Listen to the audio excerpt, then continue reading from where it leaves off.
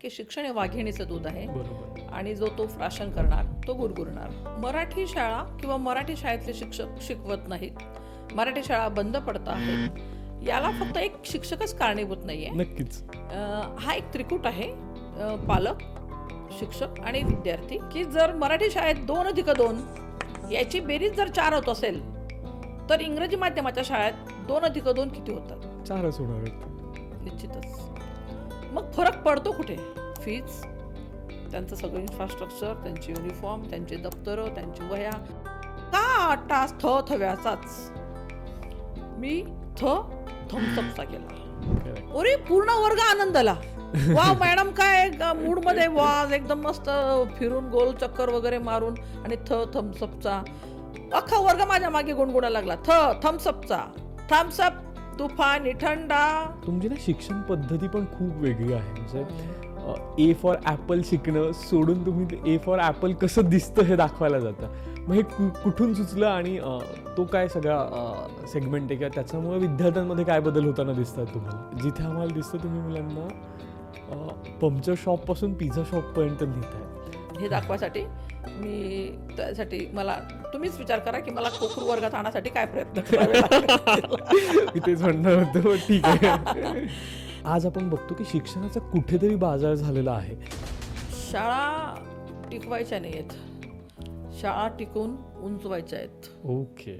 पट जो आहे तुमच्याकडे तो 7वी पर्यंत असतो किंवा बऱ्याचशा जिल्हा परिषद शाळा 7वी 8वी पर्यंत असतात. तिथून पुढे काय? मेहुणे आणि मेहुण्यांचे पाहुणे, पण हेच पाहुण्याची माहिती सांगत नाही, ती गोळाबेज पॉडकास्टवर असतेच असते. नमस्कार मंडळी, मी ऋषिकेश. गोळाबेज पॉडकास्टवर तुमचं खूप खूप स्वागत आहे. सध्या ना मराठी शाळा, इंग्लिश मिडियम शाळा माध्यमं, त्याच्यानंतर कुठल्या शाळेत घालायचं, कुठल्या शाळेत काय शिक्षण होतं, कसं आहे, या सगळ्या खूप चर्चा होताना दिसतात, खूप गोष्टी होताना दिसतात. लोकांमध्ये, पालकांमध्येही खूप संभ्रम आहेत, ही शाळा चांगली, ही शाळा वाईट. पण नेमकं शिक्षण कसं असतं किंवा शिक्षण कसं दिलं गेलं पाहिजे, शाळा, माध्यमं या सगळ्या पलीकडे जाऊन शिक्षण किती महत्त्वाचं आहे, ते कुठल्या वर्गासाठी कसं असू शकतं, कुठल्या विद्यार्थ्यासाठी ते कसं असू शकतं आणि ते देण्याचे कसे वेगवेगळे मार्ग असू शकतात, हे खूप महत्त्वाचं मला वाटतं. आणि म्हणूनच या सगळ्या विषयांवर आज आपण चर्चा करणार उज्ज्वला वाडेकर या मॅमसोबत, ज्या गेले 30 वर्ष झाले शिक्षकी पेशामध्ये आहेत. जिल्हा परिषद शाळांमध्ये त्या शिक्षक म्हणून कार्यरत आहेत. सध्या जळगावमधील पाथरी या गावामध्ये त्या शिक्षक म्हणून कार्यरत आहेत. तर चला मॅडमशीच गप्पा मारूयात आणि जाणून घेऊयात या सगळ्या गोष्टींविषयी, शिक्षणाविषयी आणि त्यांच्या शिक्षणाच्या शैलीविषयी. नमस्कार मॅडम. नमस्कार. गोळाबेज पॉडकास्टमध्ये तुमचं खूप खूप स्वागत आहे. तुम्हाला आम्ही एका वेगळ्या दृष्टिकोनातून बघतो किंवा इंस्टाग्राम, सोशल मीडियावर तुम्हाला आम्ही एक वेगळ्या शिक्षण पद्धतीमध्ये बघतो. त्याकडे येण्याआधी मला नक्कीच विचारायला आवडेल की तुमची शिक्षक म्हणून जर्नी कशी सुरू झाली, म्हणजे या पेशामध्ये कसा आलात आणि तो एकंदरीत इन्स्पिरेशन म्हणा किंवा ती इच्छाशक्ती कधी आली? नमस्कार. गोळाबेरीजच्या सर्व चाहत्यांना बेरीज गुणाकाराचा नमस्कार. नक्कीच. कारण बेरीज गुणाकार केल्याशिवाय वाढणार नाही, वजाबाकी नको आहे आपल्याला. नक्कीच. विषय असा आहे की मी शिक्षिका झाले ते खूप स्वयंप्रेरणेने, ओके. आई वडिलांच्या आणि आजी आजोबांच्या अनुभवातून त्यांना मी समोरे बघितलं आहे. शिक्षक असताना त्यांच्या कृती, त्यांचं शिकवणं, त्यांचं उभं राहणं, त्यांनी मला म्हणजे आकर्षित केलेलं आहे सर्व या गोष्टींनी मला. आणि त्यातूनच मी स्वयंप्रेरणेने, स्वतःच्या खूप इच्छेने की मला शिक्षिका व्हायचं आहे, मग मी असं असं करेल, मी वर्गात जाईल, मी वर्गात उभं राहील, मी फळ्याजवळ उभं राहील. आई शिकवायची ना, आई फळ्यावर खडू घेऊन शिकवायची ना, मला खूप कौतुक वाटायचं. हे लोक काय ना मस्त मजेत शिकवतात आणि पटलं तर रागवून घेतात आणि काय पटलं तर दणकाही घालून घेतात, गाणेही म्हणतात, गोष्टीही सांगतात, गुणाकार शिकवतात, बेरीज शिकवतात. मला खूप कौतुक होतं आहे असल्या गोष्टींचं आणि मला जाणवायचं की अरे व्हायचं नाही तर आपण शिक्षिका होऊया. तसे मला 10वी 11वीला जे नंबर्स मिळायचे ते खूप सुंदर होते की मी इंजिनिअरिंग वगैरे क्षेत्रात, तेव्हा 10वी नंतर इंजिनिअरिंग होतं, मी जाऊ शकले असते, पण नको, मला शिक्षिकाच व्हायचं होतं खरं म्हणजे. ओके. नाही, आम्हाला ते जाणवतं. म्हणजे गेली 30 वर्ष जर तुम्ही हा पेशा इतक्या अविरतपणे करताय आणि आत्ता सोशल मीडियावर आल्यानंतर मला वाटतं ते आम्हाला दिसतंय, पण याच्या आधीपासूनही तुम्ही तो काम करताय आणि तुमच्या विद्यार्थ्यांना तुम्ही ते सांगताय, तर नक्कीच ते कुठेतरी रक्तात होतं आहेच. पण आता ह्या सगळ्या एकंदरीत गोष्टींकडे बघताना आज समाजाची शिक्षण म्हणून एक वेगळी मानसिकता आहे. मग त्याला कुठेतरी आपण स्टँडर्डाईज म्हणतोय किंवा त्याला कुठेतरी आपण स्टेटसचा सिम्बॉल देतोय. मग खरंच असं आहे का शिक्षण म्हणून बघायला गेलं तर? निश्चितच शिक्षण आपण जे बाबासाहेबांनी म्हटलंय ना की शिक्षण हे वाघिणीचं दूध आहे बरोबर. आणि जो तो प्राशन करणार तो गुरगुरणार. तर आपण शिक्षणाकडे फक्त असं सीमित नजरेने न बघता फक्त दिलेल्या महाराष्ट्र सरकारने किंवा राज्य सरकारने दिलेल्या अभ्यासक्रमानुसारच न बघता तो तर खूप सुंदरच आहे, पण त्या व्यतिरिक्तही काही वेगळं केलं तर साहजिकच मुलं ॲट्रॅक्ट होतील. त्यांना शिकण्यात रस आणि गोडी रुची वाढेल आणि शिक्षणाचा कल वाढेल. अर्थातच ज्ञानाच्या ज्या कक्षा आहेत त्या रुंदावतील. आणि शिक्षणाकडे मला वाटतं असंच पाहिलं पाहिजे की शिक्षण हे असं सर्वसमावेशक आहे, खूप मोठं व्हास्ट आहे हे सर्व काही, आणि फक्त अभ्यासक्रमापुरता ते सीमित नाही. आणि शिक्षण देणे किंवा शिक्षण घेणे ही जी प्रक्रिया आहे ना, ही प्रक्रिया सतत चालणारी प्रक्रिया आहे. तिला वेळेची मर्यादा नाही, ती 24 तास चालणारी प्रक्रिया आहे. तर हा सेवाभाव आहे. माझ्यासाठी तर हा सेवाभाव आहे. ती काही अशी 11 ते 5ची जॉब नाही. तो या वेळेत जाणे या वेळेत येणे हा 11 ते 5 या वेळेचा एक उद्योग नाही हा, तर हा सेवाभाव आहे. हा अखंड, जसं हरिनाम सप्ताह चालतो ना तसा हा अखंड ज्ञान सप्ताह चालला हवा. ओके. पण मग हे सगळं असताना आज आपण बघतो ना की शाळांविषयी पण बरेचसे गैरसमज आहेत. आणि जिल्हा परिषद शाळा म्हटलं की असं होतं की नाही, तिथे कोण नाही, तिथे काय शिकवलं जातं, असंच दृष्टिकोन असतो. किंवा जर आपण शहरा भागांमध्ये गेलो तरी मराठी शाळेकडे तितकंसं म्हणजे टाकायला जात नाहीत या ॲडमिशन्स येत नाहीत मराठी शाळांमध्ये. आणि त्याच्यामुळे आपण बघतो की शाळा बंद पडल्यात. मग हा सगळ्यात जो काही आपण म्हणतोय दुवा आहे किंवा डिफरन्स आहे तो का निर्माण झाला असं वाटतंय? मराठी शाळा किंवा मराठी शाळेतले शिक्षक शिकवत नाहीत, मराठी शाळा बंद पडत आहेत, याला फक्त एक शिक्षकच कारणीभूत नाही आहे. नक्कीच. हा एक त्रिकूट आहे, पालक, शिक्षक आणि विद्यार्थी. तर आणि शाळा बंद पडायला फक्त शिक्षक जबाबदार नसून अवघा समाज, पूर्ण समाजातली जेवढी काही घटक मंडळी आहे ते सगळं मंडळी त्याच्यामध्ये, म्हणजे सर्व मंडळी त्याला जबाबदार आहेत की शाळा बंद पडत आहेत. शाळा बंद नाही पडत आहेत, सर्वच शिक्षक सारखे नसतात किंवा कधीकधी भौतिक साधनांची कमतरता असते, कधीकधी शैक्षणिक एज्युकेशनल किट्सची कमतरता असते, होऊ शकतं. पण आहेत ना की काही इंग्रजी माध्यमाची विद्यार्थी आमच्याकडे यायला तयार आहेत.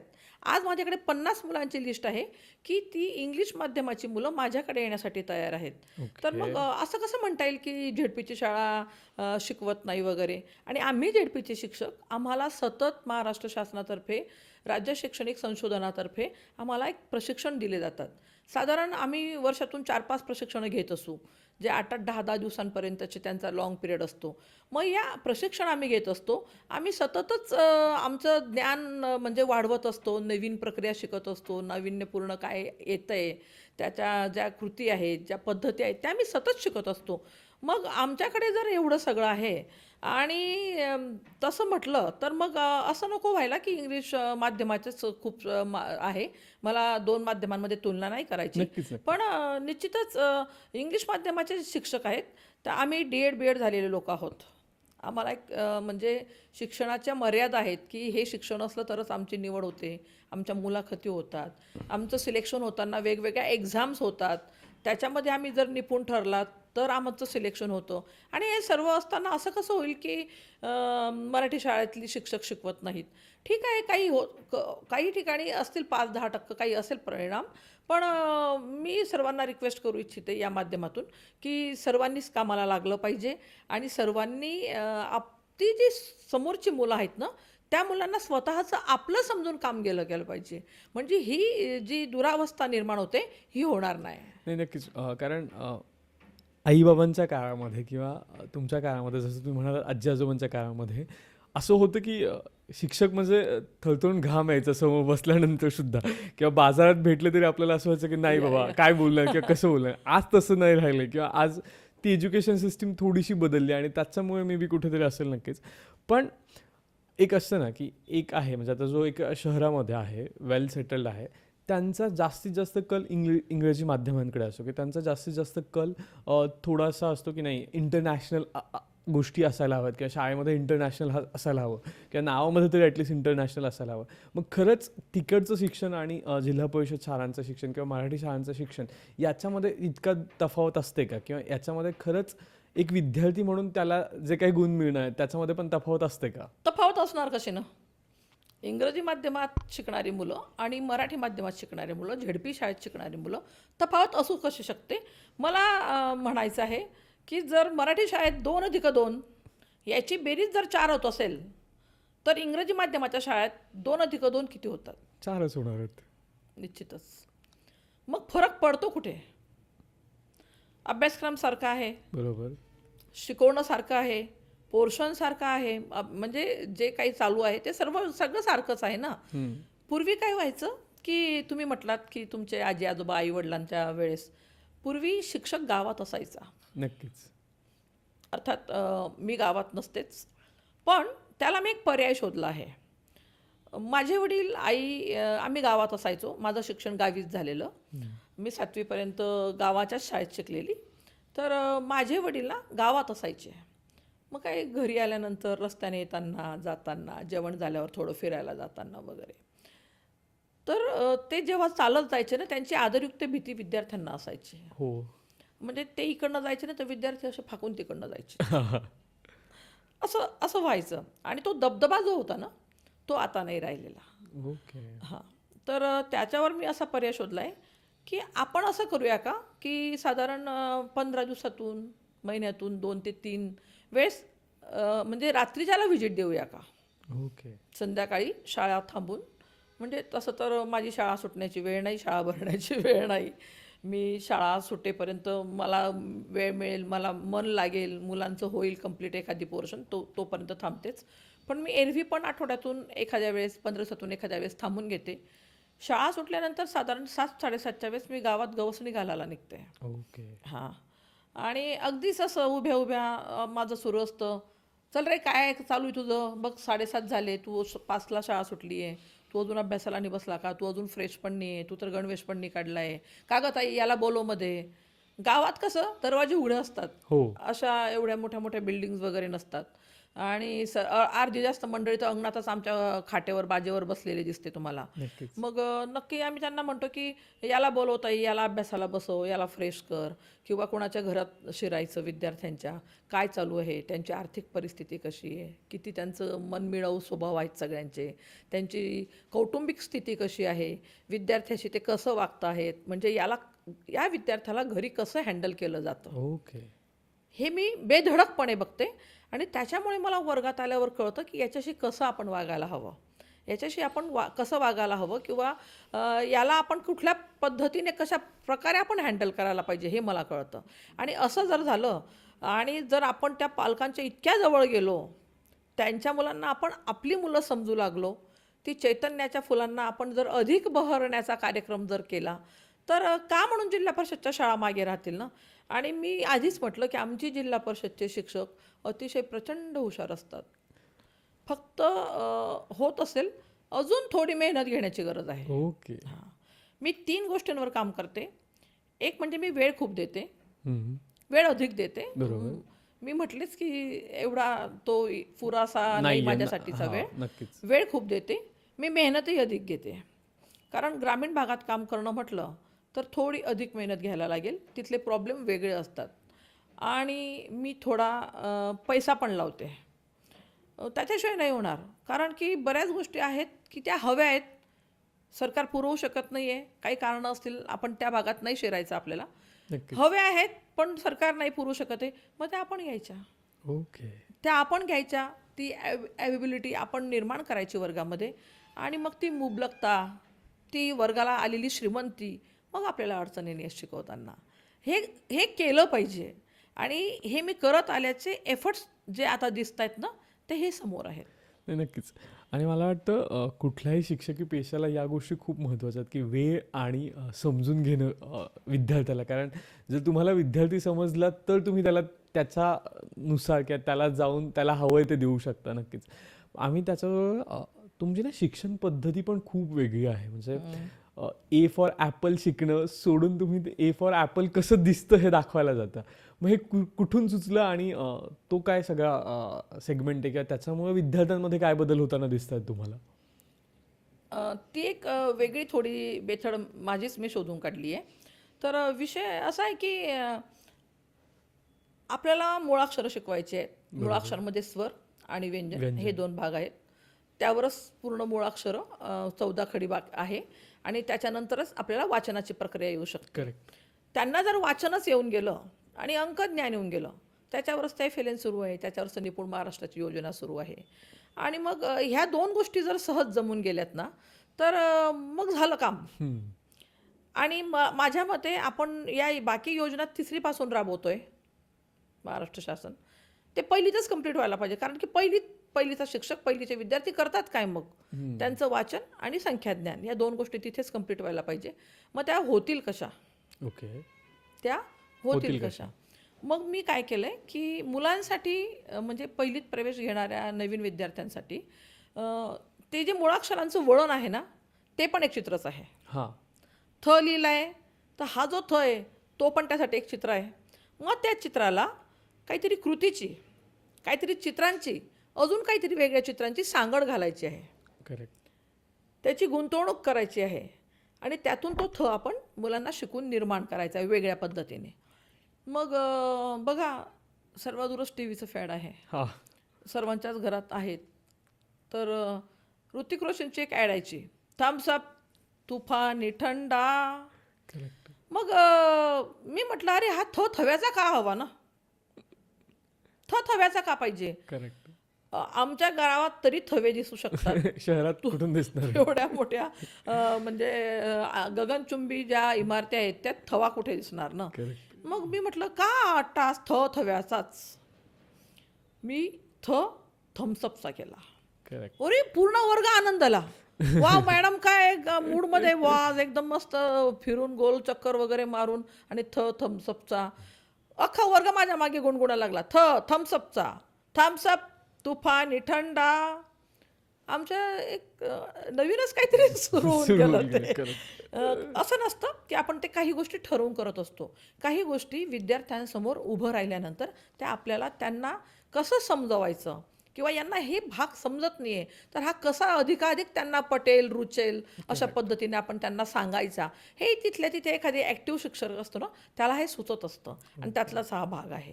मग अशा पद्धतीने घेतला. मग तुमचा य आला, य शिकवायचा म्हटलं तर य शिकवणार कसा तुम्ही? य गाईचा, य पासून शब्द सुरुवातीचा य यज्ञाचा आहे. यज्ञ म्हणजे आता ना शहरी भागातल्या मुलांना कळे ना ग्रामीण भागातल्या मुलांना. मग य यज्ञाचा आपण शिकवतो ग गाईचा. ठीक आहे, मुलं गाई बघतात, त्यातला पण तो गायचा य शेवटी आहे, ग आधी आहे, त्यात मुलांचा घोटाळा. कन्फ्यूज नाही करायचा मुलांना असं मला वाटतं. मग मी ना सहजच असा हात बघा, हा बघा, हा बघा य वाटतोय आपल्या हातातच, तो यचा आकार आहे.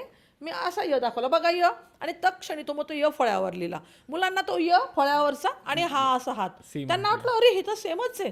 मग पुढच्या वेळेस जेव्हा त्यांना तो य एखाद्या वेळेस वाचनात अडला असेल किंवा काय, तर मी त्या यला असा हात केला, मुलं य म्हणायला लागून जातात. काय कमाल आहे ना. हां. तर आपण शहामृगाचा आजपर्यंत शिकत आलो. मी जी माझी वेगळी पद्धत आहे ते सांगते. अर्थात मी थम्सअपचा म्हटला किंवा मी शाळेचा काय घेणार ते तुम्ही पण घ्या असं नाही म्हणायचं. ते तुम्ही तुमच्या अवतीभोवतीच्या परिसरातून, मुलांच्या शब्दभरणावरून, तुमच्या भागात एखादी प्रसिद्ध गोष्ट असेल त्याची की जे मुलांपर्यंत पोहोचले त्याच्यातून पण तुम्ही तो शब्द, ती कृती घेऊ शकतात. मग मी म्हटला तर शहामृगाचा, बापरे, मी काय मला वाटतं माझ्या 40व्या वर्षी मी शहामृग पाहिला असेल खरोखरचा रिअलमध्ये. मुलं कसं बघणार? ग्रामीण भागातली मुलं कधी शहामृगाचा बघणार? शहरी भागातली मंडळी तरी पालक आपल्या मुलांना कुठे झूमध्ये वगैरे घेऊन जातात आणि त्यांना ते कदाचित दाखवू शकत असतील. आमच्या मुलांना तर शहामृग बघणं म्हणजे फक्त त्यांच्यासाठी ते काय म्हणा स्वप्नच असू शकतं. मग मी त्यांना ते इंटरॅक्टिव्ह पॅनलवर दाखवते किंवा टी व्हीवर दाखवते, प्रोजेक्टरवर दाखवतो, तो विषय वेगळा. पण मी इतकं सोपा केला, शाळेचा. रोज शाळेत येतोय आपण आणि त्याच्यासाठी शहामृग कशाला शोधायचा? मग कृती काय, ही आपली अवघी शाळा. एवढी हम्म. अवघी शाळा, एवढी मोठी शाळा आपली, शाळेचा. बस मी दोघं हात असे केले की माझे विद्यार्थी म्हणतात शाळेचा. ओके. आणि अशाच पद्धतीने क तज्ञ सर्व व्यंजनांना कृती दिलेली आहे, त्यांच्या समजेनुसार त्यांना आवडेल अशी. अगदी मी तर कधी कधी म्हणते, चला बाळांनो आपल्याला ग शिकवायचा आहे, कशाचा घ्यायचा, त्यांना विचारा, म्हणजे आपल्याला कळेल की त्यांना हा शब्द परिचित आहे की नाही. ओके. मुलांचे मत घेतलं पाहिजे शिक्षण देताना, त्यांना त्यांच्या मताने पण आपण शिकवलं पाहिजे. असंच तुम्ही स्वरचिन्हांना करा. स्वरचिन्हांना जर असं केलं ना तर मग अजून पुढे सोपं जातं. त्या एक एक मुळाक्षर घेत शब्द पण शिकवायचे. असं नाही की सगळेच एक खट्टे शिकवून घेतले एकाच वेळेस आणि मग नंतर विलांटी उकार शिकवला आणि मग शब्द घेतले, असं नाही. नळाचा न म्हणजे अगदी नळाचा नळ, हाताची तोटी हातात धर आणि नळ सुरू केला. पुढच्या क्षणी झाला का बंद कर पाणी वाया जात आहे. मुलांना मजा येते. अरे त्यांना वाटतं की खरंच नळाची धारच सुरू आहे, अगदी बंद कर पाणी वाया जात आहे. मग म्हणायचं अरे पाणी ही आपली जलसंपत्ती आहे, ती वाया नाही घालवायची. तिथेच तुमचा इतिहास घडतो, तिथेच तुमचं सायन्स, तिथेच तुमचं भूगोल. एका शब्दातून एका अक्षरातून खूप सारे विषय आपल्याला हाताळता येत असतात. हां, तर मग स्वरचिन्ह सांगायचे म्हटले तर काना, विलांटी. मग विलांटी अशी गोल ना, ही विलांटी. ग शिकवा, त्याला असा हात करा, मुलं गीच म्हणणार त्याला. करेक्ट. प शिकवा, पतंगाचा ओढून, तर प शिकवल्यानंतर त्याला असा हात केला तर तो पूत झाला. ह शिकवलं, हला मी आईची टिकली. अनुस्वार म्हणजे आईची टिकली. ओके. हां, प्रत्येकाला आई आणि प्रत्येकाच्या आईच्या डोक्यावर टिकली. हां, तर अनुस्वार म्हणजे टिकली. हम, ब, बम. ओके. भारी आहे. म्हणजे लक्षात येतं की तुम्ही इतकं त्यांच्या जवळ जाऊन किंवा इतकं त्यांना एकरूप होऊन शिकवताय, मे बी म्हणून त्यांना ते खूप जास्त चांगलं वाटतंय. Yes.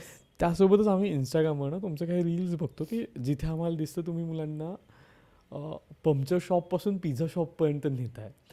आणि मला वाटतं ते एक्सपिरियन्स लर्निंग, म्हणजे माझ्यासारख्या विद्यार्थ्याला ते कळतं किंवा की अनुभवातून शिकणं गरजेचं, जे तेव्हा कळतं जेव्हा मला जॉब लागतो. तेव्हा मला कळतं की अरे मी A to Z जे काही शिकलो आहे 12वीपर्यंत किंवा कॉलेजपर्यंत ते वेगळं होतं आणि आत्ता मी ॲक्च्युअल जे काम करतो ते खरंच वेगळं आहे. त्याच्यात मला बेसिकच गोष्टी येणार आहेत, पण ते तुम्ही त्या मुलांना देताय ज्यांना ॲक्च्युअली त्याची गरज आहे. तो एक फरक काय जाणवतो किंवा मुलांमध्ये पण काही चेंजेस जाणवतात का त्याच्याने? निश्चितच.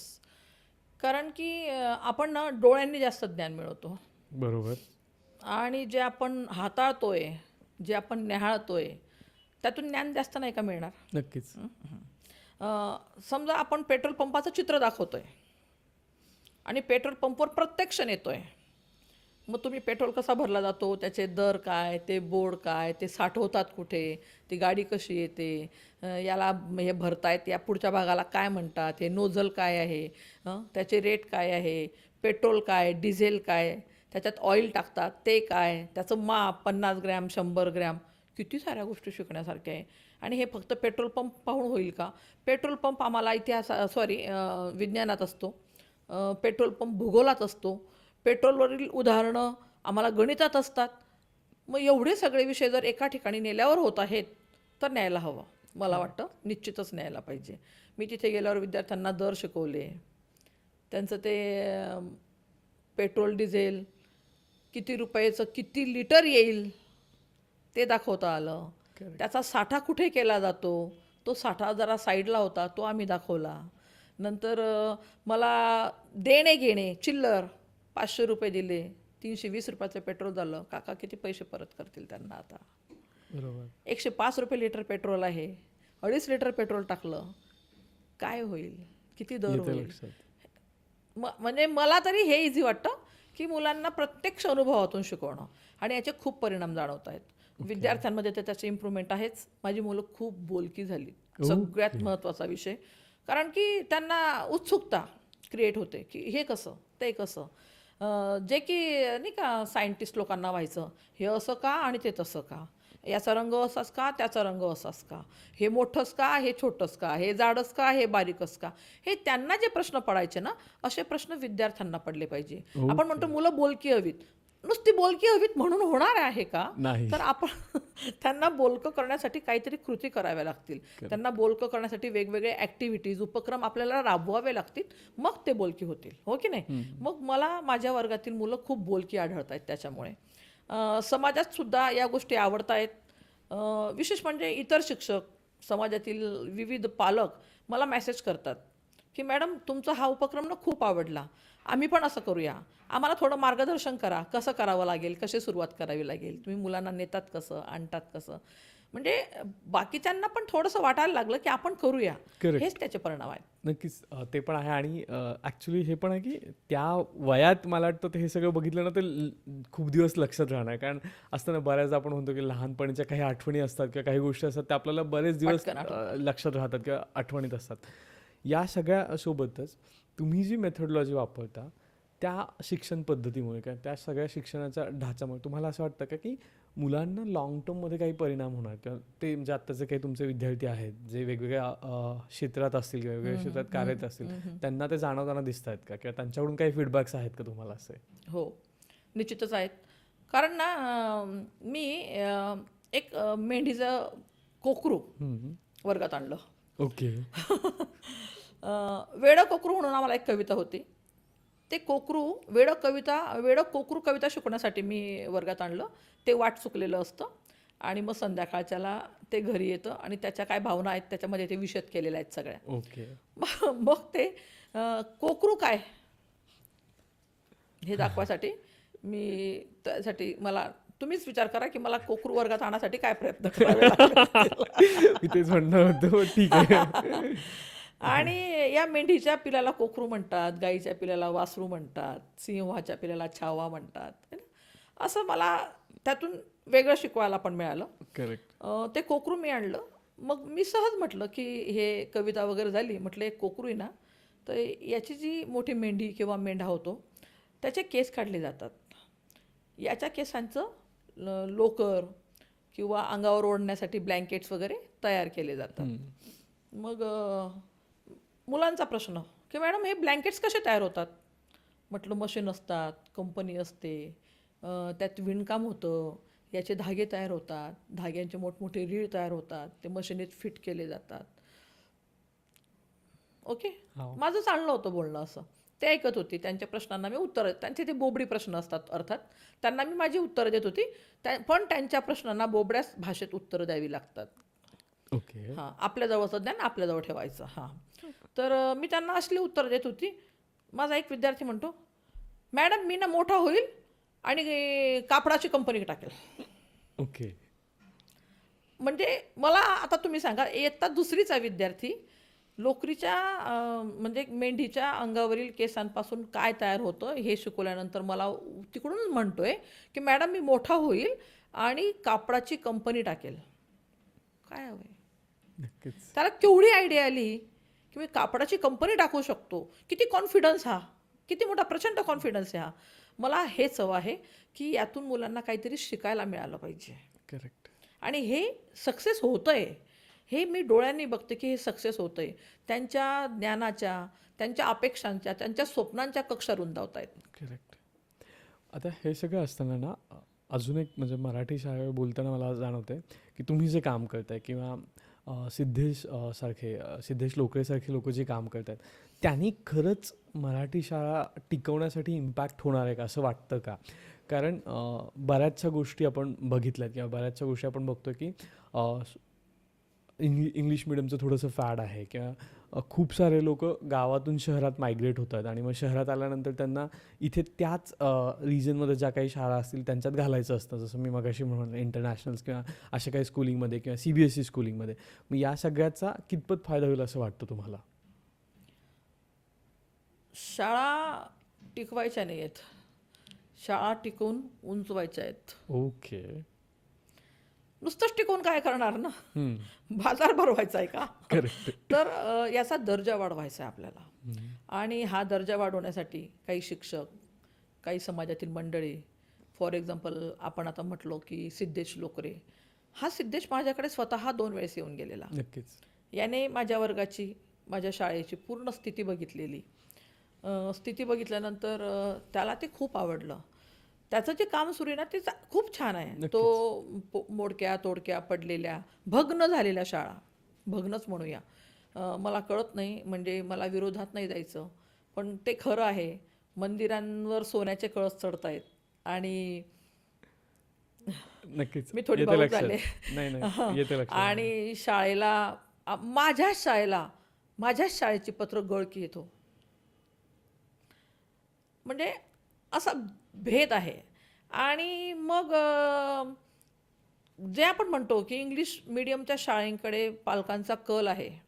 मला तुम्ही सांगा, ज्या शाळेची पत्र गळत आहेत ते तिरपी पत्र, गळलेली भोसकी आलेली आणि गंजलेली पत्र, एकीकडे ह्या मोठमोठ्या बिल्डिंग्ज, त्याला कलर, त्याच्यावर डिझाईन, हे सर्व काही आहे. तिथलं इन्फ्रास्ट्रक्चर, तिथली साधनं, तिथली ती गोड गोड लेकरं, मग तिथल्याचा गणवेश, आई स्कूल बॅग धरते, वडील वॉटर बॅग धरतायत, मग ती गाडी येते, मग ते चाललंय, केवढा मोठा थटारा ना. हो आहे. मग हे चित्र लोकांना आवडणार की हे चित्र आवडणार? आणि आम्ही खूप छान शिकवतो, आमचं ट्रेनिंग झालेलं आहे, आम्हाला हे सगळे कलाकौशल्य मुलाला कसं हाताळायचं हे माहीत आहे, हे सांगून कसं होणार? ते पण पाहिजेच आहे. करेक्ट. म्हणून सिद्धेश जे करतोय ना, तोडक्या मोडक्या शाळा, भग्न झालेल्या शाळा सुधरवतोय, मोठ्या करतोय, त्याचं बांधकाम करतोय, तिथं साधनं देतोय वेगवेगळी शैक्षणिक, तर खूप छान काम करतोय सिद्धेश. आणि याच्याने निश्चितच मराठी शाळांचा दर्जा वाढेल, मराठी शाळेकडे येण्याचा पालकांचा कल वाढेल. नाही नक्कीच. आणि मला वाटतं की निदान शहरात नसेल पण निदान त्या गावापुरतं तरी शिक्षणाचं महत्त्व वाढेल किंवा त्या लोकांना तरी तिथे जाण्याचं हे होईल. कारण बऱ्याचशा झेडपीच्या शाळा अशाही ठिकाणी आहेत जिथे की एस टीसुद्धा जात नाही, बससुद्धा जात नाही, की जिथे शाळांमध्ये आहेत. अशी लोकं येत आहेत ज्यांचे काम म्हणजे आईवडील वीटभट्टीवर काम करत आहेत किंवा दिवसाची रोजंदारी आपण म्हणतो तसे काम करतात आणि त्या लोकांनाही शिक्षणाचा तितकाच अधिकार आहे जितका शहरातल्या एका उंच इमारतीतल्या मुलाला आहे की विद्यार्थ्याला आहे. पण या सगळ्याचं सोबत असताना आज आपण बघतो की शिक्षणाचा कुठेतरी बाजार झालेला आहे. म्हणजे जे पुस्तकात आहे तेच उत्तर पण लिहिलं गेलं पाहिजे किंवा जे छापलेलं आहे, जर ह्या लाईन अशा लिहिलेल्या आहेत तर या लाईन अशा लिहिल्या तरच त्याला मार्क्स मिळतात. किंवा असंही कुठेतरी आपण बघतो ना की मला गणित सोडवायचं आहे तर त्या गणिताला 4 स्टेप असतील तर त्या 4 स्टेप लिहिल्यानंतरच मला मार्क्स मिळणार. मग मार्क्स आणि शिक्षण ही जी तफावत आहे किंवा जी माझ्यासारख्या एखाद्या पॅरेंटच्या मनात असते की अरे माझ्या मुलाला एवढे पडलेच पाहिजेत, मग त्याच्यासाठी ट्युशन लाव, त्याच्यासाठी त्याच्या मागे लाग, त्याच्यासाठी त्याला कंटिन्युअस अभ्यास करायला लाव. या सगळ्यामध्ये शिक्षण म्हणून कुठेतरी हरवतंय का किंवा विद्यार्थी म्हणून आपण एक व्यक्तिमत्व हरवतोय का? हरवतंय इंग्लिश मिडियमच्या शाळेमध्ये. ओके. आमच्या मराठी मिडियमच्या शाळेत हे हरवणं अजून तरी बरेच वर्ष शक्य नाही. कारण की आमच्याकडे खेळून कुदून मस्ती करून हसत खेळत शिक्षण असतं. सतत एवढं बर्डन नसतं. शिकवण्याच्या टेक्निक वेगळ्या असतात. अभ्यासक्रम खूप छानसा आहे आमच्याकडे. कारण की इंग्रजी माध्यमांची लोकं काय ना, अभ्यासक्रम तर असतोच, पण त्यांच्या मनाने त्यांचा दर्जा दिसावा म्हणून वेगवेगळी पुस्तकं अजून रेफर करतात. ओके. मग त्या पुस्तकांचा जो गठ्ठा आहे तो मुलांना पेलायचा आहे. आमच्याकडे आमची महाराष्ट्र शासनाने पुरवलेली जी पुस्तकं आहेत तोच अभ्यासक्रम. आणि हां, त्यातून तुम्ही बेस्ट करायचं असेल तर मात्र मग अशा वेगवेगळ्या ॲक्टिव्हिटीज आपल्याला कराव्या लागतील. ओके. मग म्हणजे आमच्या मराठी शाळेतल्या मुलांना असं होऊच शकत नाही की तो पुस्तकांमध्ये दाबला गेला आहे. तो पुस्तकांमध्ये दाबला नाही जाऊ शकत. तर मुलांचं असं आहे ना की माझ्या भावनाशील असतात मुलं खूप. माझ्याबरोबर एक आराध्या नावाची मुलगी आहे. तर शिक्षण तर दूरच, आमच्याकडे मुलांना शिक्षण असू द्या पण 2 वेळच्या जेवणाची पण भ्रांत आहे. अंगावरच्या कपड्यांची भ्रांत आहे. आमच्याकडे जे महाराष्ट्र शासनाकडनं राज्य सरकारकडनं 2 युनिफॉर्म मिळतात ना, ते 2च युनिफॉर्म आम्ही घरी आणि शाळेत दोघं ठिकाणी वापरतो. बरं झालं वर्षानंतर पुन्हा येतात ते. अशी स्थिती आहे. मी वीटभट्टीवर घेऊन गेले मुलांना. एवढा भावुक करणारा तो प्रसंग मला होता की मी वीटभट्टीवर घेऊन गेले. विटेबद्दल माहिती वगैरे दिली. दुसऱ्या दिवशी अभ्यास घेताना मला एक मुलगी तिचीच अशी बसलेली दिसली. तिचं नाव आराध्या. म्हटलं का रे बाळा, काय झालं तुला? मॅडम आपण काल गेलो होतो ना वीटभट्टीवर. म्हटलं हो गेलो होतो ना. तू बघितलं ना, तुला नाही माहिती मिळाली सगळी? काही प्रॉब्लेम आहे तुला? म्हणते नाही पण ना माझंच घर विटेचं नाही मॅडम. ओके. मला सांगा, शहरी भागात इंग्रजी माध्यमात शिकणाऱ्या मुलांना हा प्रॉब्लेम आहे का? नाही, नक्कीच नाही. नक्कीच नाही. मग ह्या सगळ्या भावना आम्ही त्या मुलांच्या झेलतो, समजवतो, त्यांच्या डोक्यावरून हात फिरवतो, त्यांना आधार आणि धीर देतो. एवढं पण आम्हाला करावं लागतं. नक्कीच. हां. आणि असं सगळं करत असताना मला सांगा किती मजा येत असेल?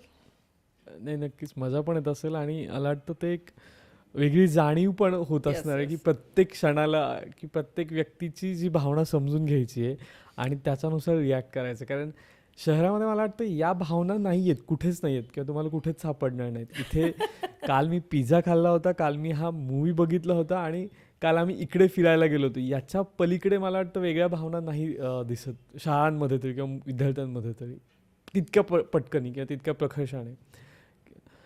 पण या सगळ्या भावना आणि ह्या सगळ्या गोष्टी सांभाळताना शेवटी एक असं वाटतं ना, की मराठी शाळेतला विद्यार्थी आहे जो 10वीपर्यंत त्याचं मराठीतून शिक्षण झालं आहे आणि तो गावातून शहरात येतो आहे.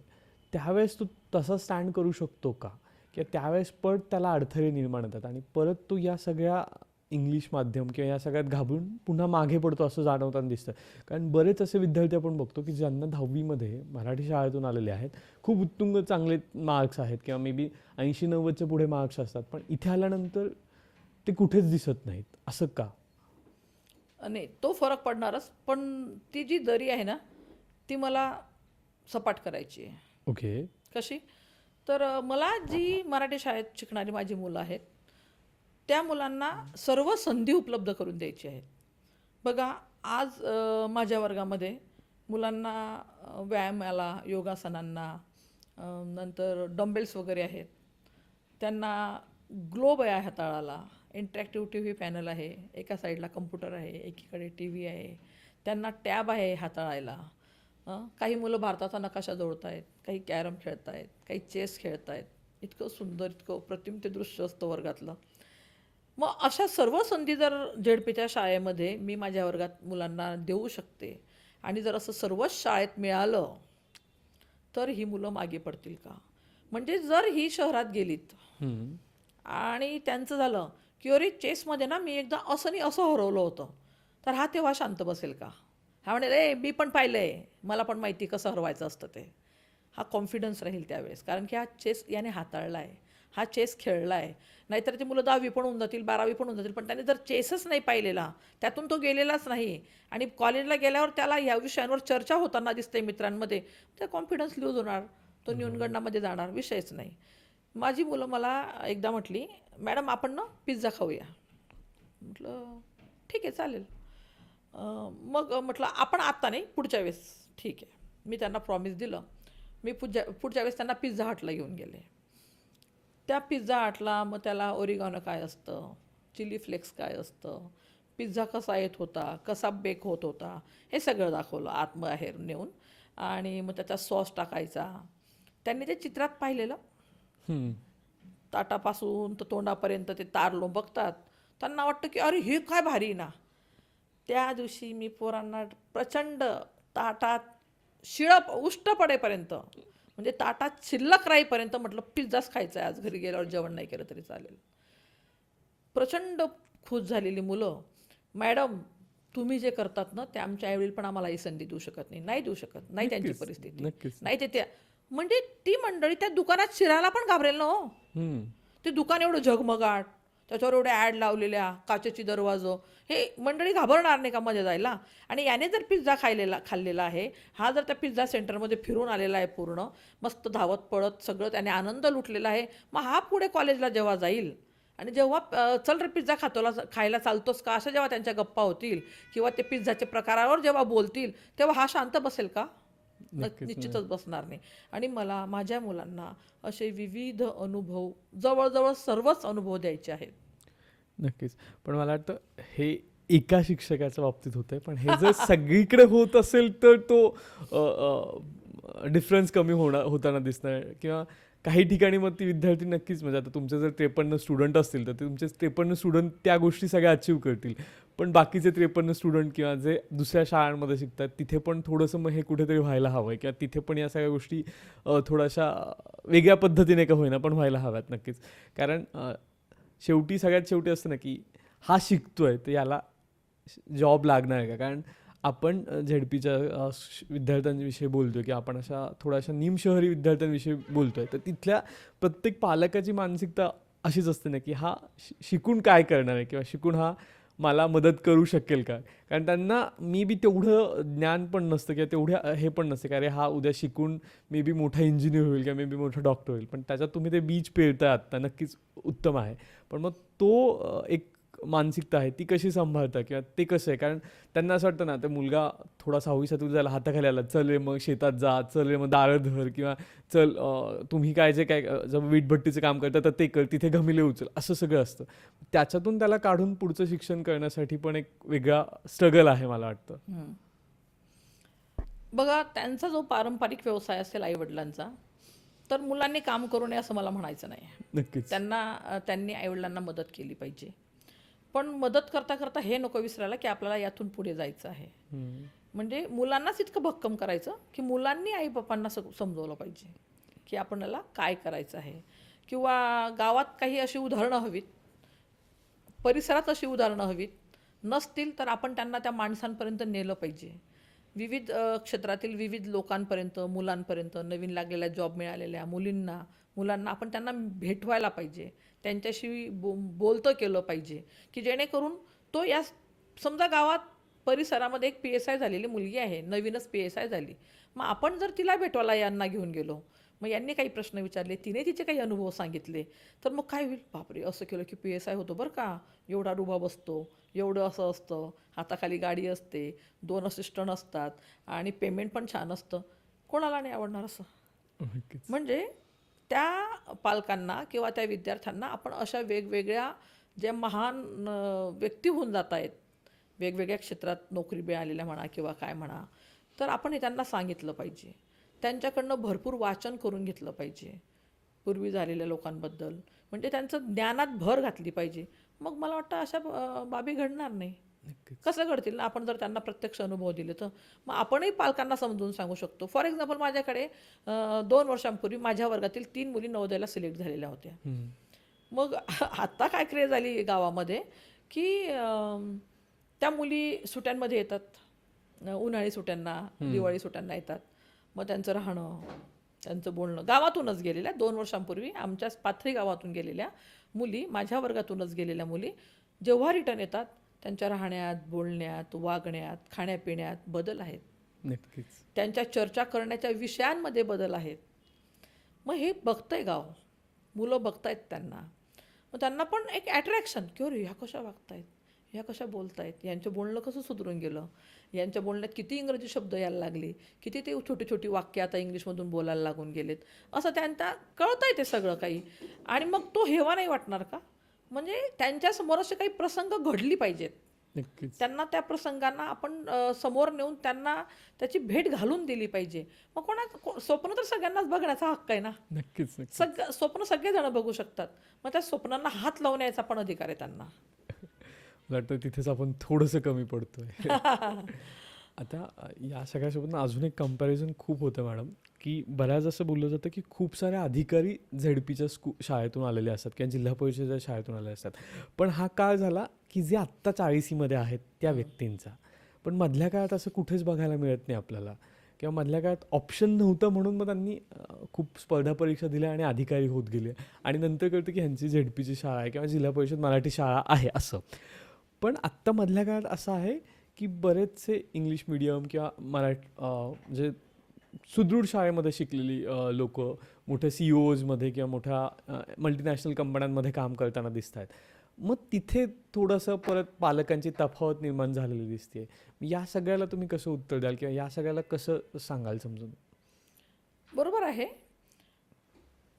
आजपर्यंत उच्च पदावर पोचलेली, न्यायाधीश झाली, कलेक्टर, डेप्युटी कलेक्टर, CEO किंवा शिक्षण अधिकारी, क्लास 1 ऑफिसर, हे जी मंडळी झाली ही सर्व जिल्हा परिषदच्या शाळांची. हा, पण मग तो काळ वेगळा होता नक्कीच, बरोबर? शिक्षक वेगळे होते. हो हो. मग आता आहे AI चा जमाना. बरोबर. हं? याची पण ओळख करून द्यावी लागेल. नवं ते हवं बरोबर. या नियमाप्रमाणे वागावं लागणार आहे. नक्कीच. जर आपण तेच धरून बसलात तर मग प्रगती नाही होणार. एका विशिष्ट वर्गाची होईल, एका विशिष्ट प्रकारच्या लोकांची होईल. आपल्याला सर्व तळागाळातल्या लोकांना वर उचलून न्यायचं आहे. हां, नक्कीच. हां, तर हे जे सुरू आहे की IT, तर ह्या IT क्षेत्रामध्ये हे AIने घेतलेल्या मोठ्या रूपामध्ये आपल्याला मुलांना पोचवावं लागेल, त्यांना माहिती द्यावी लागेल. मग तेच तर म्हणते ना, माझ्या वर्गात 4 टॅबलेट आहेत त्यांना यूज करायला.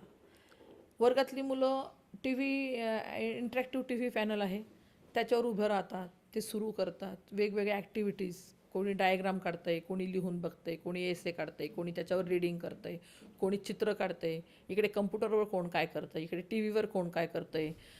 हे जे सर्व सुरू आहे ना, हे AI कडे जाण्याचाच मार्ग आहे हा. आणि जर तसे पोहोचलेत मुलं, अहो माझ्या गावामध्ये 2-3 मुलं अशी आहेत की ते सुंदर व्हिडिओ घेऊ शकतात. ओके. हो.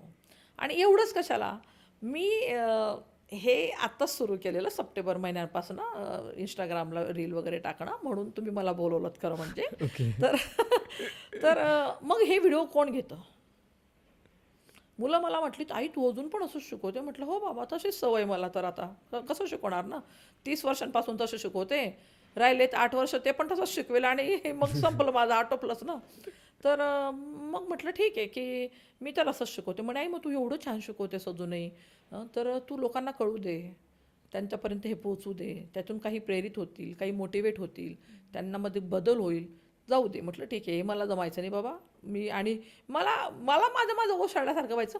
मी जे करते ते दुसऱ्यांना सांगायचं. हां, येतं लक्षात. कळलं. म्हणजे एक माझ्या वयाच्या मनाने मला असं वाटायचं की आम्ही जुनी लोक. मला असं वाटायचं की आपण असं शिकवतो, हे लोकांना सांगायचं, हे मला योग्य नाही वाटायचं. मी इथे मुलांना नेते आणि ते दुसऱ्यांना सांगायचं की मी असं असं करते. हा बडेजावपणा, मोठेपणा मला नव्हता आवडत. मुलांना मला त्याचं समजून सांगितलं की आपल्याला का सांगायचं आहे लोकांपर्यंत, हे का पोचवायचं आहे. नक्कीच. मग कराई सुरू. माझ्याकडे तर आता मला पुरस्कार वगैरे मिळत आहेत. मला मंडळी म्हणते समोरची की मॅडम तुमचे काही जुने व्हिडिओज, तुमचे जुने फोटोज. ए बाबा नाही बरं का. आलं लक्षात. माझ्याकडे आत्तापर्यंत साधा मोबाईल होता, हा मोबाईल पण नव्हता असा. मग सुरू केलं. मग म्हटलं काय आपण जे पण शिकवतो त्याचा व्हिडिओच तयार होतोय. जे पण शिकवतो ते छानच असतंय ना, छानच शिकवायचे. मग कसा व्हिडिओ कसा एडिट पण करण्याची काय गरज आहे ना त्याला. माझा 2रीचा विद्यार्थी जसं म्हटला तसा व्हिडिओ तयार करून देतो. हे सगळे व्हिडिओ माझा 2रीचा विद्यार्थी मोबाईल घेऊन करतोय. येतं लक्षात. मग याला कळत नाही का आता? कळतंय की नाही याला? तो मला म्हणतो मॅडम असं इकडे वान थोडंसं, ते मध्यभागी येत नाहीये. येतं लक्षात. कळलं तुम्हाला? हो. हां, तर अशा पद्धतीचं ते सुरू आहे. मग म्हणतो मॅडम थोडं थांबून घ्या हां, ते ना फळा दिसत नाही आहे, तुम्ही अशा व्हा, मग तो फळा पण दिसेल, असं पण होईल. ते मला 2रीचं लेकरू सांगतंय असं. हे मुलगं पोचणार नाही, हे मूल पोचणार नाही IT क्षेत्रामध्ये. नक्कीच. म्हणजे फक्त वेगळ्या दिशेने, वेगळ्या अँगलने प्रयत्न करायचे, थोडी अधिक मेहनत घ्यायची आणि त्यासाठी लागणारी साधनं त्यांना पुरवायची. साहेब सगळं होईल. नाही, नक्कीच मला वाटतं हे खरंच आहे की मेहनत आणि साधनं खूप जास्त गरजेचे आहेत. कारण मी जो प्रश्न तुम्हाला विचारला त्याचं उत्तर मला याच्यातच मिळालं आहे की जे आज आपण बघतो ना मोठ्या मोठ्या पदांवर झेडपीच्या शाळेतले किंवा मराठी शाळेतले विद्यार्थी, त्या शिक्षकांनी तेवढी मेहनत घेतलेली आहे. येस. आपण ते विसरून चालणार नाही आहे. आणि मग ते पोहोचलेत कशा आजपर्यंत? करेक्ट. आता आपणच म्हणतोय की झेडपीच्या शाळेचे विद्यार्थी उच्च पदस्थ पदविभूषित आहे. मग हे कोणी केलं? कोणी शिक्षकांनी. केलंय? हे पण शिक्षकच आहेत. नक्कीच. मग असंही करू शकतो ना आपण की जे करतायत त्यांच्याकडे बघूया, जे नसतील करत त्यांना अजून काही वेगळे शारीरिक प्रॉब्लेम असतील, काय असेल ते सोडून देऊयात, किंवा ते अजून कसं करतील यासाठी त्यांना मोटिवेट करूया. नक्कीच. ते काही कमी पडतंय म्हणून करू शकत नाहीत का, याकडे लक्ष देऊया. नक्कीच. मला वाटतं नाही करत आहे म्हणण्यापेक्षा जे करते त्यांना पुढे आणणं Yes, आणि yes. पॉझिटिव्ह ॲटिट्यूड ठेवणं खूप जास्त Yes, गरजेचं point to be आहे. noted. कारण निदान ज्याची परिस्थिती नाही आहे की ज्याला शिक्षणाचा गंध नाही आहे त्याच्यापर्यंत शिक्षण पोहोचणं खूप गरजेचं आहे. कारण त्याला निदान स्वतःचं नाव, स्वतःचे व्यवहार आणि जे काही कमवतो त्याचं कॅल्क्युलेशन करता यावं इतकं तरी त्यांनी शिकलं पाहिजे. आणि तरच तो समाजात किंवा पुढे जाऊन टिकणार. आणि जसं तुम्ही म्हणालात की स्वप्न बघितलं तर त्याला हात लावायचा आणि त्याला ते अचीव करण्यासाठी प्रयत्न करायचे. हे कधी येणार आहे, जर त्याला पहिल्या काही वर्षांमध्ये शिक्षणाचा गंध लागला तरच येणार. तर नक्कीच. फक्त आता जाता जाता मला एकच विचारायचं आहे की एक पालक म्हणून मी काय जबाबदारी पार पाडली पाहिजे जेव्हा मला असं वाटतं की माझ्या विद्यार्थ्याने किंवा माझ्या मुलाने काहीतरी केलं पाहिजे. आणि मला वाटतं हे प्रत्येक पालकाच्या मनात असतं हे. मग तो गावातला असू दे, शहरातला असू दे, मुंबईसारख्या मोठ्या शहरांमधला असू दे, प्रत्येकाला असं असतं की मी जे आयुष्य काढलं ते माझ्या मुलाने नाही काढलं पाहिजे. आणि त्याच्यासाठी बऱ्याचशा गोष्टी केल्या जातात. त्या प्रत्येकाच्या वयानुसार, कुवतीनुसार असतात. पण मग कुठेतरी आपण विसरून जातो की तो पण एक विद्यार्थी आहे किंवा तो पण एक जीव आहे. मग पालक म्हणून आम्ही काय केलं पाहिजे? बघा, शिक्षक जर तुमच्या पोटच्या मुलाला स्वतःचं मूल समजून शिकवत असेल, त्या चैतन्याच्या फुलाला त्याने जर उमलवण्याचा, बहरण्याचा वसा घेतलेला आहे, तर ते तर तुमच्या पोटचं आहे ना. तुम्ही काहीतरी वेगळं केलं पाहिजे. तुम्ही शिक्षकांना मदत केली पाहिजे. शिक्षकांना, सर काय सुरू आहे, मॅडम काय सुरू आहे, मी काही करू शकतो का, काही मदत हवी का, याचं व्यवस्थित चालू आहे ना, असं तरी किमान म्हटलं गेलं पाहिजे. आणि पालकांनी सर्वात महत्त्वाचं, मी पण पालक आहे, मी 2 मुलांची पालक आहे, तर सर्वात प्रथमतः म्हणजे मुलांना वेळ द्या. ओके. पालकांनी मुलांना वेळ द्यायला पाहिजे, मुलांजवळ बसलं पाहिजे, त्यांच्या भावभावना ऐकून घेतल्या पाहिजे, त्यांचं म्हणणं ऐकून घेतलं पाहिजे. मी पण बऱ्याच वेळेस वर्गात, अरे आपण असं करायचं, काय करूया, तुम्हाला काय वाटतं, मुलांचा कल घेते मी की त्यांना काय वाटतंय. मग आपण, आणि किती सोपं आहे, म्हणजे अगदी साधं सरळ सांगते की आम्ही एका वेळेला 40 ते 50 विद्यार्थी समोर असताना सर्वांना शिकवू शकतो किंवा सर्वांचं मत समजून घेऊ शकतो. कोणात कोणतं कौशल्य, कोणात कोणता गुण आहे आणि तो कसा हेरायचा आणि त्याला कोणाला कुठपर्यंत पोहोचवायचं हे आम्ही ठरवू शकतो. घरात तुम्हाला 2च आहेत.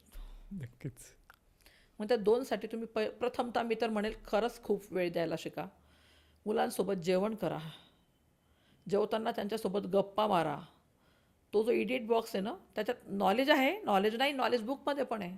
मग आपण त्यालाच का खूप महत्त्व देतो आहे. पुस्तक उघडा, एखादी पुस्तक घ्या, आई, बाबा, लहान भाऊ, मोठा भाऊ कोण असेल, चौघांनी मिळून काढा, वाचायला सुरुवात करा. तुम्ही 1 पेज वाचा, आई 1 पेज वाचेल, हा 1 पेज वाचेल, हा 1 वाचेल. अशा एखादी सिरीज सुरू करा पुस्तकाची, जसं टी व्हीवर एखादी सिरीज लागते तशी, हो की नाही. मुलांकडनं एखादी, चला रे आज ज्ञानेश्वर जयंती आहे, उपवास पकडता, ते करता, व्रतवैकल्य करता, आज ज्ञानेश्वर जयंती आहे, आपण ज्ञानेश्वरी वाचून काढू. वाचन होईल, पाठांतर होईल, श्लोक, अभंग माहीत पडेल, ज्ञानेश्वरांचं चरित्र पूर्ण माहीत पडेल. असं असं एक नमुना आहे हा, असं बाकी पण माहीत पडेल. विज्ञान दिन आहे, त्या दिवशी पालकांनी मुलांना 4 विज्ञानाची पुस्तकं आणून द्या. राईट बंधूचं पुस्तक आणून द्या, रघुनाथ माशेलकरांचं पुस्तक आणून द्या, मेरी क्युरीचं पुस्तक आणून द्या, वाचन करून घ्या. काहीतरी तर करा ना. केलंच पाहिजे माझ्या मते. तर पालकांनी प्रथमतः वेळ दिलं तर हे सगळं होऊ शकतं. हो. तुम्ही म्हणाल वेळच नाही आहे, मग बाबा मग त्याच्यावर माझ्याकडे पर्याय नाही आहे. नक्कीच नक्कीच लक्षात आहे. कारण सगळ्यात शेवटी उत्तर तेच बऱ्याच लोकांकडून येतं. आणि लोकांना हेच कळत नाही की तुम्ही कमवताय किंवा तुम्ही ही सगळी धावपळ जी करताय ती कोणासाठी शेवटी करतोय त्यांच्यासाठीच आपण? करताय हां, असं म्हणता फक्त, पण ती दिसत नाही.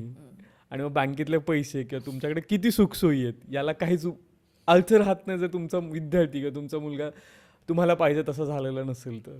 नक्कीच.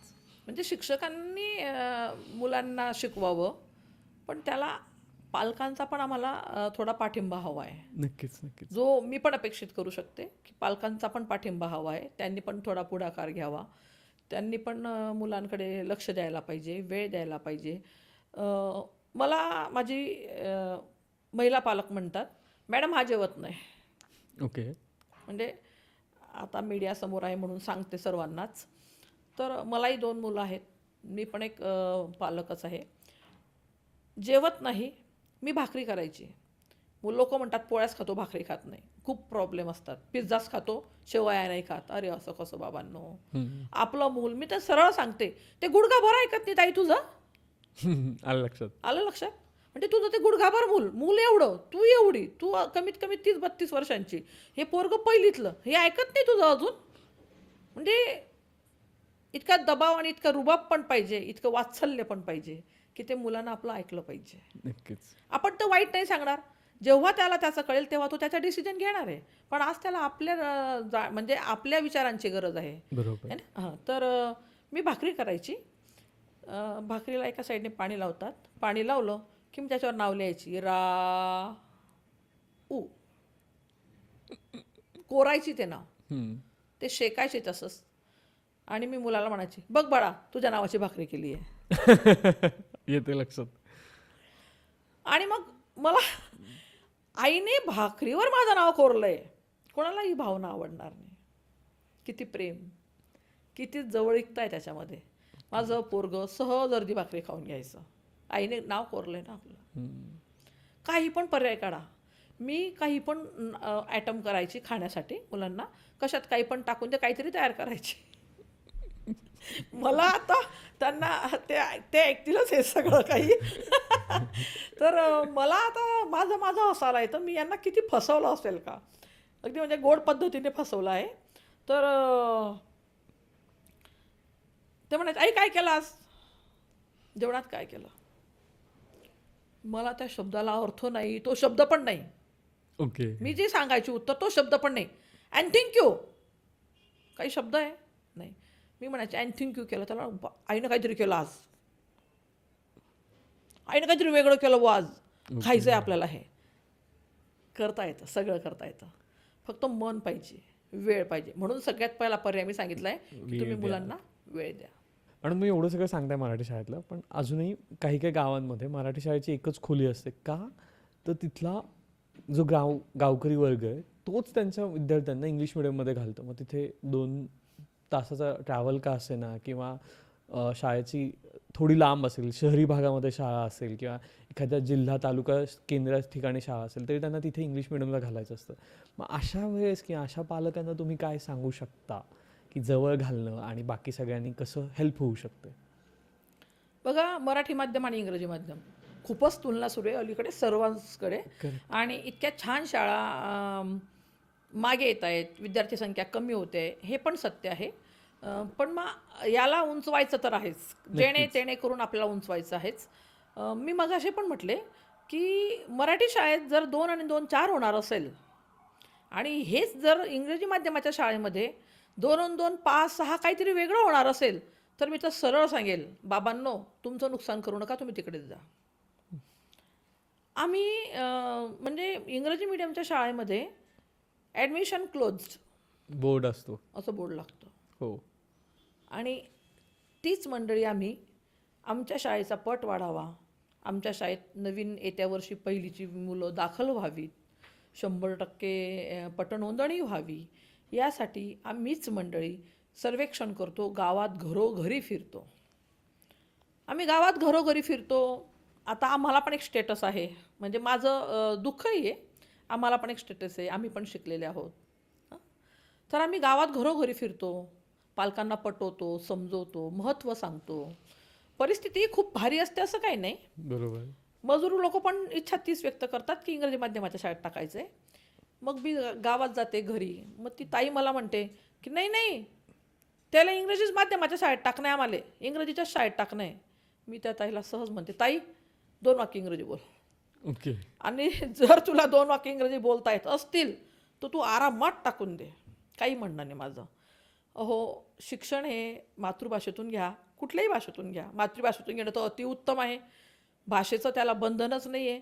पण तुम्हाला ज्या भाषेत आपण शिक्षण घेत आहोत त्याचे साधे 2 वाक्यही बोलता येत नाही आहेत, घरात ते वातावरण नाही, तुमच्या घरात कोणी फारसं काही शिकलेलं नाही आहे, तरी तुम्ही हट्ट की तो इंग्रजीच्याच माध्यमिक शाळेत जाईल, कारण परिसरातली जातात, त्याचा जातो म्हणून माझा जाईल, त्याचा जातो म्हणून मी पाठा केला. हे कुठेतरी थांबायला पाहिजे. मराठी शाळेचं महत्त्व समजून घ्यायला पाहिजे, जेणेकरून की ते पण मराठी शाळेतच शिकलेले असतात पालक. नक्कीच. त्यांची आर्थिक परिस्थिती एव्हाना तेवढी नसते, तरी फक्त मला वाटतं तो फालतू किंवा फिजूल हट्ट आहे.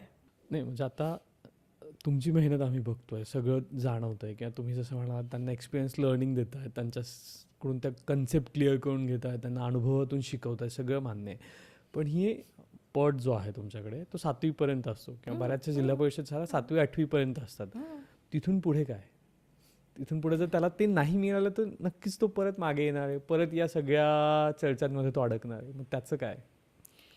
खूपच छान प्रश्न आहे आणि पूर्ण पॉडकास्टचा ठाव घेतला या प्रश्नाने. तर आमच्याकडे आम्ही जिल्हा परिषदचे शिक्षक 7वी 8वीपर्यंत शिकवण्यास पात्र आहोत. मग आमच्याकडे 7वी किंवा 8वी पास झालेले विद्यार्थी बाहेरगावी जातात, तिकडे शिक्षण घेतात, पण ती गावातलीच असतात. हम्म. मग मी आता एक नवीन सुरू केलं आहे की जी मुलं दुसऱ्या शाळेत शिकायला गेलीत, त्यांची शाळा सुटली, पण मी तर शाळेतच असते. मला शाळेत जाण्याची वेळ नाही आहे. जाण्याची वेळ नाही म्हणजे शाळा भरण्याच्या आधी ओके. 2-2.5 तास शाळा भरण्याच्या आधी. शाळेतून येण्याची तर अजिबातच वेळ नाही आहे. शाळा सुटल्यानंतर पण तास, 1.5 तास, 2 तास सहजती मी शाळेतच असते. मग माझं म्हणणं आहे, अशा वेळेस या मुलांनी त्यांची शाळा सुटल्यानंतर माझ्याकडे येतात. ती मुलं त्यांची शाळा सुटल्यानंतर माझ्याकडे येतात, त्यांना मिळालेला अभ्यास करतात, ते वाचन करतात. कारण एक ग्रंथालय छानसं, त्या सर्व ग्रंथालयातील पुस्तकांचा ते वापर करतात. मग घरात तर काही ग्रंथालय नाही, आईवडील तर काही 4 पुस्तकं आणून ठेवत नाही, जे करायला पाहिजे ते तर काही करत नाही. मग ते ग्रंथालयातली पुस्तकं वाचतात, वर्गातले सर्व डिव्हाइस यूज करतात. नंतर तिथं आल्यानंतर त्यांना जर काही शैक्षणिक बाबतीत अडचणी आल्या, एखादी प्रॉब्लेम येत नाही आहे, एखादी वाक्याचा अर्थ कळत नाही, एखाद्या शब्दाचा अर्थ कळत नाही आहे, तर ते मला विचारतात. त्यांचा तोही प्रॉब्लेम सॉल्व्ह होतो. अजून म्हटलं तर ग्रामीण भागात असा एक विषय आहे की साधारण 9वी 10वी 11वीची मुलगी म्हणजे मोठी झालेली असते. हो. म्हणजे तो आपल्या समाजाला काय म्हणावं मला कळत नाही आहे. पण मग आईवडील जातात शेतात, ते घरी नसतात आणि मुलगी घरी असते, त्यांचा अर्धा जीव घरी असतो आणि समाजात विविध घटना पण घडत असतात. मग ही मुलगी ठेवायची कुठे, कशी? तर आईवडील माझ्या वर्गात ती आली शाळा सुटल्यावर म्हणजे ते निर्धास्त. ओके, येतं लक्षात. ओके, ते निर्धास्त असं मॅडमकडे आहे ना, नो प्रॉब्लेम. मग मग मात्र संध्याकाळी अंधार पडला तरी चालतं, कारण ती मॅडमच्या वर्गात आहे. हे एक नवीन सुरू केलं आहे. म्हणजे ना गावाचा विकास, वर्गाचा ठीक आहे, शाळेचा पण छान आहे, पण गावाचा विकास मला करायचा आहे. कारण की जेव्हा शाळा गावात आणि गाव शाळेत, म्हणजे मला पूर्ण गावाला शाळा करायची थोडक्यात. नक्कीच. जेव्हा शाळा गावात आणि गाव शाळेत येईल ना, ते जेव्हा एकरूप आणि एकसंघ होईल ना, तेव्हाच गावाचा शैक्षणिक विकास होईल. आणि हा चहूबाजूंनी व्हायचा आहे. ही 7वीपर्यंतचे विद्यार्थी आपली, नंतर पुढे गेले ते आपले नाही, संपलं. मग त्यांना अशा वेळेस मार्गदर्शन होतं. मी त्या मुलांसाठी अजून एक शिक्षक नेमले, जे शनिवार रविवार मेंटल ॲबिलिटी आणि मॅथ्स शिकवण्यासाठी येतात. तिथे त्यांचा तो प्रॉब्लेम मिटतो. त्यांच्या वेगवेगळ्या स्पर्धा परीक्षा आहेत, NMMS वगैरे सारख्या दारिद्र्य रेषेखालील मुलांसाठी, त्यात आम्ही एकदम फिट बसतो. ग्रामीण भागातील मुलं SC ST कॅटेगरीची, OBC कॅटेगरीची असतात बहुतांश म्हणजे 99%. तर ह्या 3 वर्गातल्या प्रवर्गातल्या मुलांसाठी NNMSच्या परीक्षेला बसवणं, त्यांचे रिझल्ट आणणं, त्यांना ती स्कॉलरशिप मिळवून देणं. मग हे कसं होईल? तर मी माझ्या स्वखर्चाने त्यांच्यासाठी अशा पद्धतीने शिक्षक नेमलेत की ते गावात येतात. सर्व वर्ग, अख्खा वर्गामध्ये मुलं मावत नाहीत, 70-80 मुलं कुठल्याही वर्गाचे असोत, ते बसतात आणि ते ज्ञान मिळवतात. मग ते ज्ञान त्यांना नवोदयला कामात पडेल, ते ज्ञान त्यांना शिष्यवृत्ती एक्झामला कामात पडेल, NMMSला कामात पडेल किंवा अजून कुठल्या परीक्षांना कामात पडेल. नक्कीच. कारण प्रायव्हेट परीक्षाही खूप आहेत, त्या चांगल्या नसतात असं नाही, पण मग त्यातूनच तर खरं MPSC UPSCची तयारी होईल ना. आणि हे मुलं असे पुढच्या लेवलला घेऊन जायचे आहेत. यांची प्रगती व्हावी, वर्गातल्या मुलांची प्रगती व्हावी, मला वर्गात शिकवण्यासाठी अधिक वेळ मिळावा. वेळेवर मी खूप बोलते, अधिक वेळ मिळावा म्हणून मी स्वतः माझ्या स्वकष्टातून मिळवलेल्या पैशांतून मी एका गावातल्याच महिलेला, म्हणजे गावातल्याच एका पालकाला पैसे देऊन बोलवलेले आहे, लेडीजला. तिला मी मेहनताना देते, ती शाळेच्या वेळभरात माझ्याकडे असते. मग मला बाकी बघावं लागत नाही. ओके. म्हणजे जसं इंग्रज माध्यमाच्या शाळा आहेत, त्या इंग्रजी माध्यमाच्या शाळेत जसं एक असिस्टंट टीचर असते, 1-2 टीचर असतात एका वर्गात बघा, छोट्या वर्गांना तरी. मग ती एक शिकवायला असते, एक असिस्टंट असते. मग ती मुलांच्या शारीरिक भौतिक गरजा पूर्ण करणे, होमवर्क चेक करणे, साफसफाई ठेवणे. ते मी बघितलं, म्हटलं अरे एवढ्यासाठी तिकडे जात असतील तर आपण इकडे पळवू ना त्यांना. ओके. त्यांना त्यांचं महत्त्व कळत नाही आहे, त्यांना ते करूया. मग मी एक असिस्टंट टीचर ठेवली आहे. मी पालकांना सांगते, जर पैसा असेल तर अजून पुढे तुम्हाला UPSCची प्रिपरेशन करायची आहे, तुम्हाला नीटची तयारी करायची आहे, तुम्हाला IITची तयारी करू शकता. तेव्हा तुम्हाला विविध क्लास लावावे लागतील, विविध ठिकाणी कदाचित इथं नॉलेज मिळणार नाही म्हणून दुसरीकडे पाठवावं लागेल. तेव्हा तुम्हाला पैसा लागेल. तो पैसा आताच नका खर्च करून घेऊ ना. 1ली-2रीमध्ये काय खर्च करताय तो? ग्रामीण भागात सुद्धा अख्खं वर्ष काढायला 30,000 रुपये लागत आहेत. ओके. फीज, त्यांचं सगळं इन्फ्रास्ट्रक्चर, त्यांची युनिफॉर्म, त्यांचे दप्तरं, त्यांची वह्या, तिथूनच घ्यायचं असतं सगळं कंपल्सरी. याला पैसा भरपूर लागतोय आणि तो पैसा त्यांचा आताच संपणार. त्यांना आताच हौस येते फक्त. पुढे हे आहे हे त्यांना दाखवायचे, हे असं आहे, यासाठी पैसा लागणार, क्लास लावावे लागणार. मग त्यांना कोण सांगेल असं? नक्कीच हे येतं मी लक्षात. स्पष्टपणे सांगते. मग भली कदाचित मी त्यांच्यासमोर वाईट होत असेल किंवा चांगली वाटत असेल ते नाही माहीत मला. येतं लक्षात. नक्कीच. खूप खूप धन्यवाद उज्ज्वला, तुम्ही इथे आलात आणि आम्हाला वेळ दिलात ॲक्च्युली आणि या सगळ्या गोष्टी जाणून घेतल्या. कारण 1.5 मिनिटाच्या रीलच्या माध्यमातून तुमची ओळख नक्कीच झाली आहे, पण त्या पलीकडे जाऊन तुमचं कार्य खूप मोठं आहे आणि ते जाणून घ्यायचा संधी मिळेल. त्यासाठी खरंच तुमचे खूप खूप धन्यवाद. त्याचबरोबर हा एपिसोड तुम्हाला कसा वाटला ते कमेंटमध्ये लिहा. तुमच्याही मराठी शाळेविषयीच्या काही आठवणी असतील तर त्याही कमेंटमध्ये लिहा. आणि याचसोबत तुम्हाला असं काही वेगळं करावंसं वाटतं आहे मराठी शाळेसंबंधी किंवा शाळा शिक्षण पद्धती या सगळ्या संबंधी, तर नक्की आम्हाला किंवा उज्ज्वला आम्हाला तुम्ही संपर्क साधू शकता. धन्यवाद.